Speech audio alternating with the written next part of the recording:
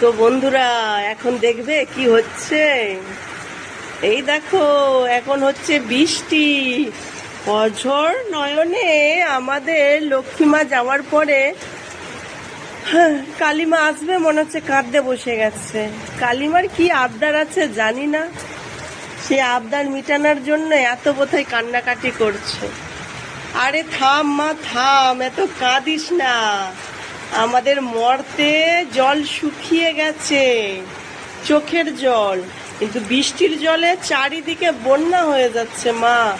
গরিব মানুষরা না খেতে পেয়ে মারা যাবে এবার মা। এবারে থাম মা থাম, কথা বললে শুনছেই না। এত বৃষ্টি হচ্ছে আমাদের এইদিকে কি বলবো বন্ধুরা। এই 12টা 12:30 দিকে বৃষ্টিটা স্টার্টিং হয়েছে, এখন 2:30 3টা বাজে, বৃষ্টি থামছেই না।